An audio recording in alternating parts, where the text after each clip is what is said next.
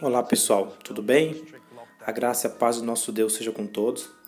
Estou aqui para mostrar para vocês o vídeo deste Senhor que afirma ser o Rei de Israel, que afirma ser o Messias judeu. Nessa entrevista, o jornalista questiona ele vários assuntos, né, acerca do tema, e ele afirma categoricamente que sim, que ele tem contato com as autoridades, né, do mundo, as principais, e que ele afirma ser, de fato, esse Messias. Observa que a palavra já dizia acerca de muitos falsos mestres, muitos falsos doutores, muitos anticristos surgiriam. Nós temos que ficar atentos, porque estamos vivendo o prenúncio da volta do Messias. Você acreditando ou não acreditando, é um fato, é real. As escrituras se cumprem todos os dias. Fizemos um vídeo anterior a este no canal, de Nabucodonosor até Hitler, todos aqueles que tentaram unificar o mundo, né, no propósito de pregar suas ideologias, pregar um só povo, uma só nação. E todos eles sucumbiram, todos eles caíram na mão do Todo-Poderoso e não tiveram êxito. Por quê? Porque a profecia de Daniel, da estátua de Nabucodonosor, tem que se cumprir nos dias atuais. Observe este vídeo e tirem suas próprias conclusões. You rolling? Yeah. With this ascension to the throne and the current situation with the coronavirus, is this all tied in with this internal battle in the USA? Internal battles everywhere. It is the fulfillment of prophecy. The Jews have this prophecy where they have to destroy Europe before the Messiah comes. And Messiah just means someone whose earlier works are followed later. And all of these words have definitions like Lord, Christ, Messiah, Mashiach. Mashiach's born on a certain day during Rosh Hashanah after 7 years of certain events, which just happened to be my birthday and the time of my birth, which makes me King of Israel.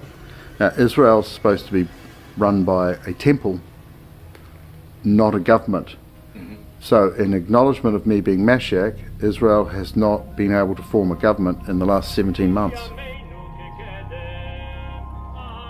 So is this all tied in with what you have to do as well? Absolutely, absolutely. And we've been working on this since 1988. I've been working on it since 1980. It's just a normal life. I grew up in New Zealand. Then when I was 5 and a half, King George VI and Queen Elizabeth II's doctor, called Sergeant Surgeon, he came out to New Zealand, invited my father to share his sheep, and on Sunday we went for cold meat sandwiches, sitting on my father's knee, and he said, why don't you take your son down to see King George VI's son in Rotorua? So I did that, and my father dropped me off. He was in there, then he left, and I had a private audience with King George VI's son, George Fitzratimer, who was actually King George VII. And that was on the 10th of July 1967, and at the same time they changed the New Zealand currency from British pounds and pence to New Zealand dollars and cents. But they retained the old coin called a crown and kept it in New Zealand until 1971 in use, right? So symbolically they were saying that the crown is retained in New Zealand. There were signs and symbols all the way through. So if we go back a bit to the coins, from the 23rd of April 1968, 9.5 months after my meeting with King George VI's son, natural biological son, the coin started to appear Elizabeth to Greg. And that went on, that was first on the 5p coin, actually before decimalisation, and then it was last on the £2 coin on the 10th of June 1998. And that was 11,011 days apart. And 11 means the letter M, so it's spelled M0M. So something was starting to happen. I was being brought in and named and symbolized and labeled as royal. Greg speaks a lot about biblical prophecies, predictions, signs that have helped him on his journey. He's agreed to show us some of these signs today.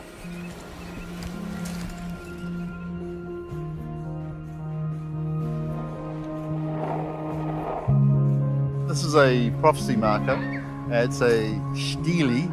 It's the disc stele, and it was put up in June 2000, and it predicts the day that I would arrive, pretty much within 6 days, and it shows the location from Jerusalem, and that location is 11 miles out. Okay. It's 2,222 miles to Jerusalem, and this says 2,211, and that 11 is a guide to rotate the disc mirror 11 degrees, and then it's an exact match with the Sea of Galilee in the shape. And C, S-E-A, is homophonous with the Roman numeral C, which is 100, and the disc mirror is exactly 100th the size of the Sea of Galilee. Wow. You've worked all this out? I just came across it one day and saw it, and it predicted how old I would be when I noticed it. And the coordinates on it are actually the coordinates of the Sizewell nuclear power station. What? Which is 21 nautical miles away. So the code is to size this up well. It's nuclear. So I had a look at this. I had a look at the disc mirror. I related it to the Sea of Galilee. And then they built a structure over the water, which is a floating platform, exactly where the apostles left on the Sea of Galilee. And it does a right angle exactly where Jesus was standing on the water. It's like, size this up well, it's nuclear. So what is something like this doing in a rural village in the middle of nowhere? It's part of Christianity's oldest science called typology theology, which means that what happened then will happen in another place in some future time. And this stone, this stele, marks that future time and marks that location.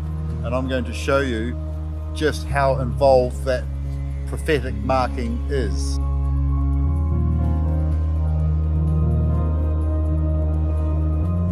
It's just unfolding like it's a glorious revolution, and it's a bloodless coup, and we're just getting rid of the old ways and the people doing the things in the old ways, and we're doing things in a new way, which is multi-dimensional from all angles, from all media, and it's just happening, and we all know it's happening, and not many people can put their finger on it, and not many people know what the causations are. One of the causations is that the British royal family has been flat-lie royal since 1840. Explain that. Flat-lie royal means illegitimate, not allowed on the throne. So from the Battle of Waterloo, the British royal family lost all their money, and they've been funded by the Rothschilds in exchange for breeding rights. So the Rothschilds had the breeding rights to the British royal family from 1819 to 2019. So what was the purpose of the Rothschilds needing this?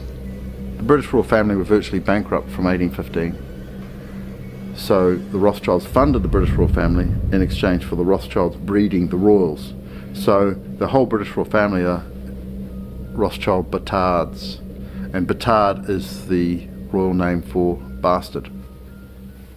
So what I did in my legal documents is I exposed King George V of England as being sired by Tsar Alexander III of Russia, and I exposed Queen Elizabeth II as sired by artificial insemination by Winston Churchill, who was actually the illegitimate son of King Edward VII. Hang on. I know, it gets too much, so I'll show you a chart. Okay, so you've got it all laid out for us to see? Absolutely. Greg has produced a chart showing a surprisingly different narrative of the royal lineage we've all become accustomed to.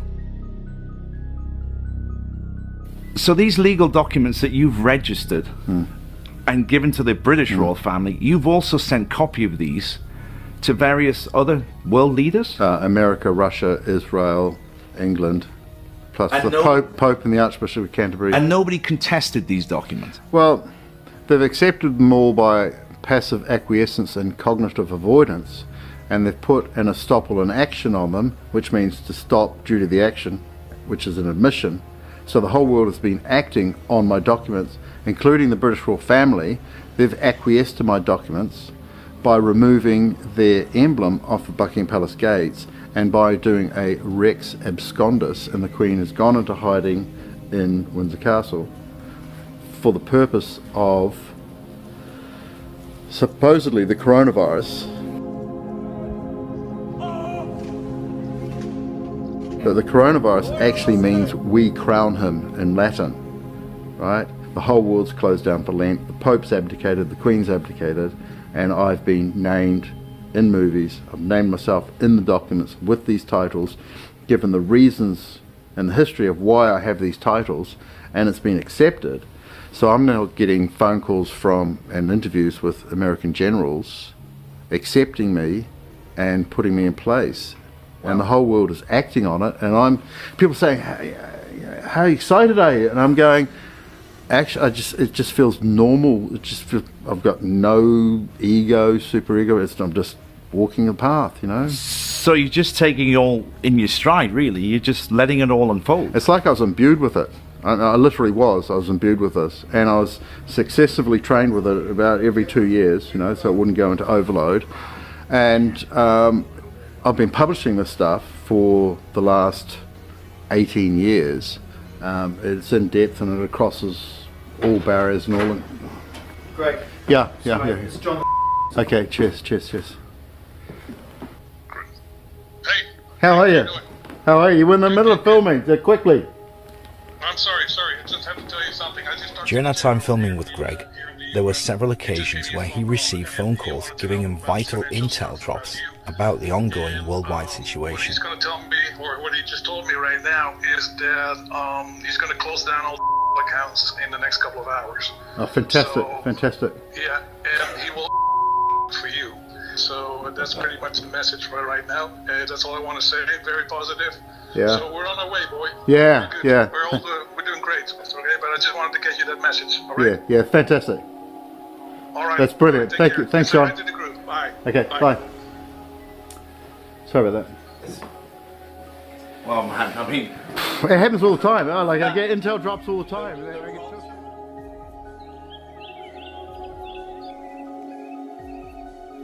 And the world's ready now, and they just go, I understand symbols, I understand signs and symbols, I understand what he's doing, and I put it clearly in the legal documents, and that just spread like wildfire. I had 170,000 document downloads in 5 days. wow.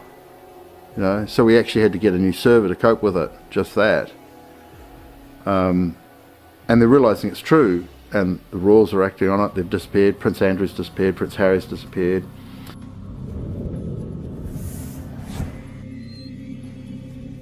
The documentation I've presented to the Common Law Courts, Great Britain and International, includes the certified declaration of Queen Anne Boleyn's royal lineage and myself, Joseph Gregory Hallett, the certified declaration of Joseph Gregory Hallett, a Mashiach Christ Messiah and King of England. Affidavit in support of Joseph Gregory Hallett declares the illegitimate conception of King George V, United Kingdom, and the statement of claim in support of myself, declaring the patent ambiguity of Queen Elizabeth II's royal styles and titles. I also have a letter from Queen Victoria dated 17th of March 1850 to include all of Ireland, and it says, assemble him claimant. It's the most valuable royal mark in the British Empire. It's such an incredible story, but it's very difficult to put it in terms that most people can understand it. Well, what's actually going to happen is the crown and the orb and the scepter and the sword are going to be left on the throne. The gates are going to be open. I'm going to walk in and I'm going to sit down on the chair. Someone's going to put the crown on my head, take a photo, and we're going to send that around the world, and then we'll have a ceremony later.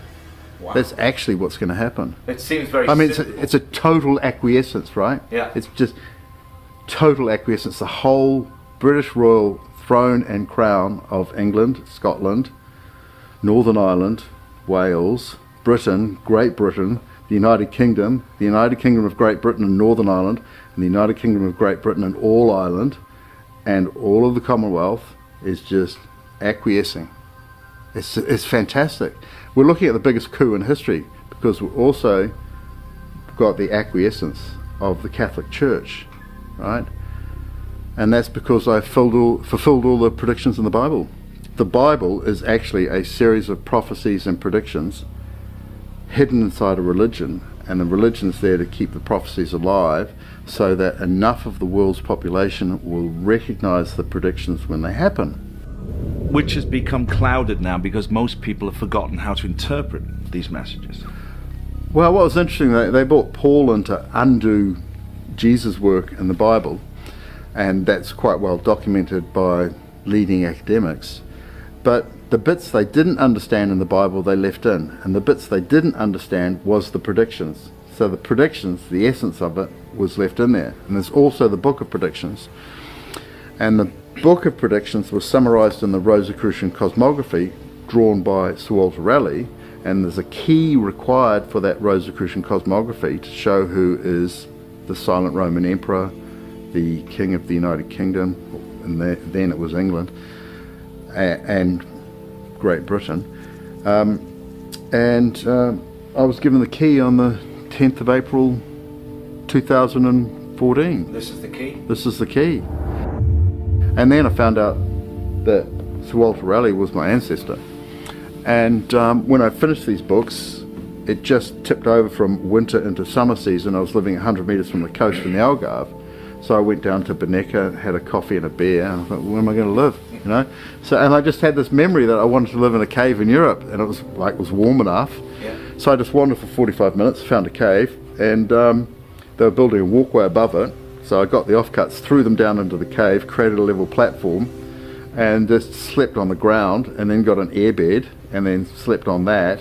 I was there for about 123 days, but because of giant waves coming up, hitting the 40-foot cliff face and going up another 50 feet, I didn't sleep there the entire time, so I slept there 100 days. And then I found out that Sir Walter Raleigh had also been to that cave, and that he had drawn it, he'd sat in the cave and drawn the lion-shaped rock with Noah's Ark on top of it. I'm sitting in this cave, before I knew this, I'm sitting in this cave and I'm looking at this rock, and then a replica of Sir Walter Raleigh's ship goes past, and I capture a photo of it sitting on top of the lion's head, you know. And that's exactly what Sir Walter Raleigh drew, and he named me Joseph Gregory Hallett on the Rosicrucian cosmography. Draw 2 blank spaces in the top left, top right for exactly this, which is the royal mark of the Prince Regent Duke Governor, which means king to be. And that Rosicrucian cosmography was a summary of the Book of Predictions that was stored 30 miles west, near just north of Faro. So the Book of Predictions, was that a different layout, a different version of the Bible?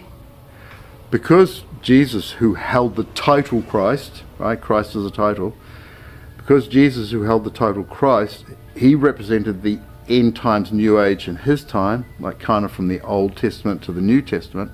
He had to predict who would next represent the end times New Age. So he wrote the Book of Predictions. Sir Walter Raleigh could speak and write in 6 languages. He got that during the Cadiz Faro raids, collecting books for the Oxford Library.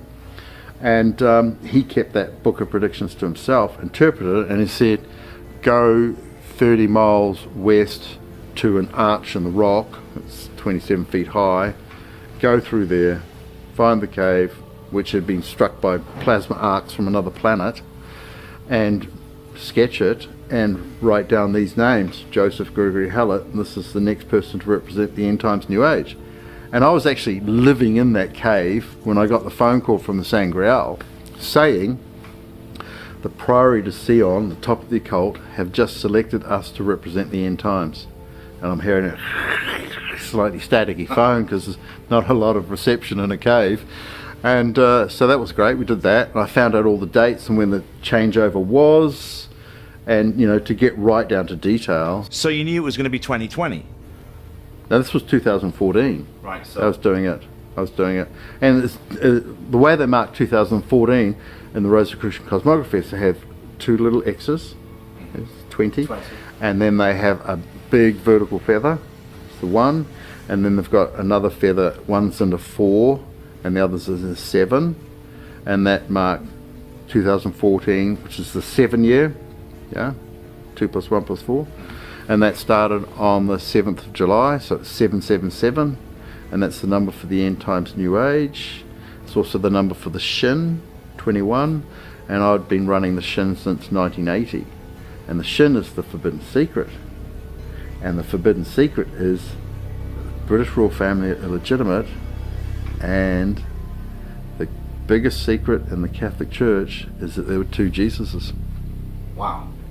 Right, so I published the Two Jesus Story, volume 4 and 5, and that's why the Catholic Church folded. I mean, this is... it gets huge. It gets huge. And it took me 3 months. When I first found out there were two Jesus, it took me 3 months of cognitive dissonance to even begin to accept it. Right. So they were from the same part of the world, Dan? Yeah, they were third cousins. They were actually second cousins, but one generation apart. So if you imagine 2 generations of 30 years and 3 generations of 20 years, so they were the same age, second, third cousins.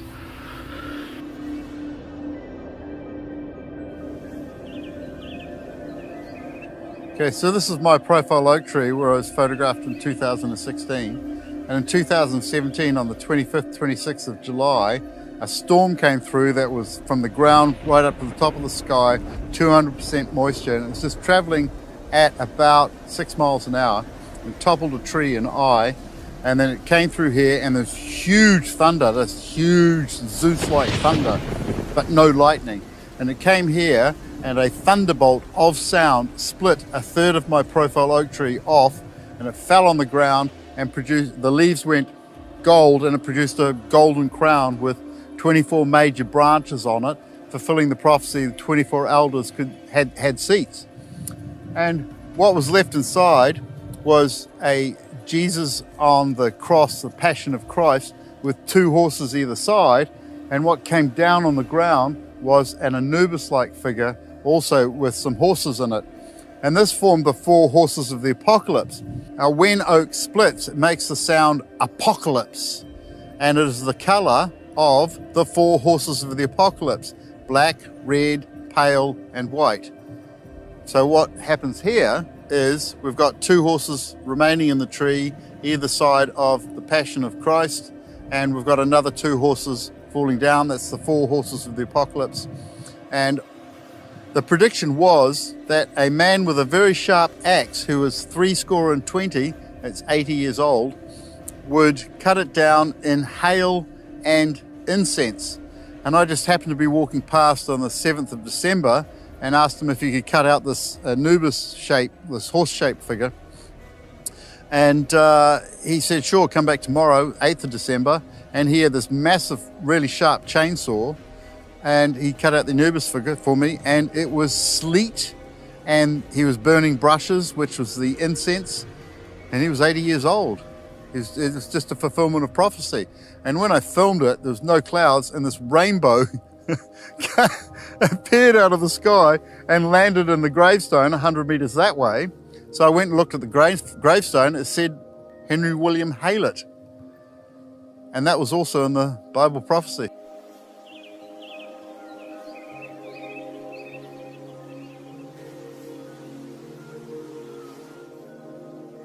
So Greg, if all of these prophecies we were talking about come true, how do you feel about all of this, and what are you going to do? Well, I've been shock tested with humility all my life. I've been hungry for 12 days. I've had no salt for 9 months. I've been blacklisted since I was 11. I haven't been allowed to work anywhere in the world for the last 13 years. So now that it's obvious that I'm fulfilling all the prophecies and the time's right, everyone's coming on board, like governments and generals and banks, and this crew has just popped up. It's just fantastic. And nothing has been done for so long, and we're now living in a non-reality, like lockdown. It's a total non-reality. So I kind of have to do everything from the beginning, which is good, because that's what's expected, because we're starting a new age and medicine doesn't work, banking's not quite working, mortgages 82.7% are incorrectly registered, all land registries. So the Queen has failed in her Regis status, which is to register. So it's just a whole new game from the beginning to end. We're rewriting all the laws, like Gesera, Nasera, and banking and how we live and what our values are and what's actually good for the environment and how we build our houses and what medicine we use and what inventions we can access. A lot of suppressed inventions. But you're talking about the entire planet doing this? It's a whole new age. Like, the changeover has been happening since 2012, 2014, 2017, and now 2019-20. It's like just an invisible, rolling, clear thunder from Zeus, you know, it's boom, you know, and we're just in a whole new reality. The old reality is crumbling, absolutely crumbling. Everyone knows it's crumbling. Everyone knows it's a non-reality. Everyone's looking for the new reality and who the leaders of the new reality are, and that's based on the fulfillment of prophecy. Like Trump's got prophecies about him from those books, and I've got prophecies about me from Revelation, last book of the Bible, and that actually finished. Revelation was actually completed on the 30th, 31st of May 2020, and then the next day, on the 1st of June, Donald Trump gets his Hebrides Bible and he walks out of the White House, goes to 1525 St. John's Church, holds his Bible up as a symbol that Revelation had been completed. And what it says is, Christ, I come quickly, right? And I've gone from 10 views a day to 15,000 a day, plus another 5,000 a day who can't access. So I've gone from 10 views a day to 20,000 views a day. Mm-hmm. And at the same time, the Pope said, people will hear him now. And that's exactly what's happened. Right? He gave permission for people to access my information, and people are in lockdown, so they're looking for information, and my website and my books and my legal documents are providing that information, and we've got all sorts of lawyers and all sorts of historians trying to undo my information, and we've got all the royal family and all their lawyers and all their historians trying to undo my information, and they go, no, it's true. That's amazing. If you could leave this interview and give one message, send one message to the entire world, what would that message be? We're doing it, and be part of it, and come along for the ride. It's happening. It's absolutely happening. It's a Ranga, the awakening.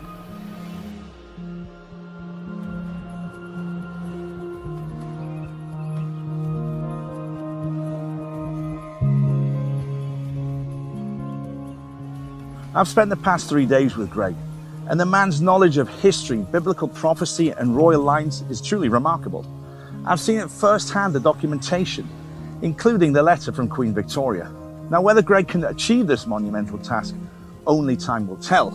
But one thing is for sure, I feel that this is not the last time that we will hear this name, Joseph Gregory Hallett.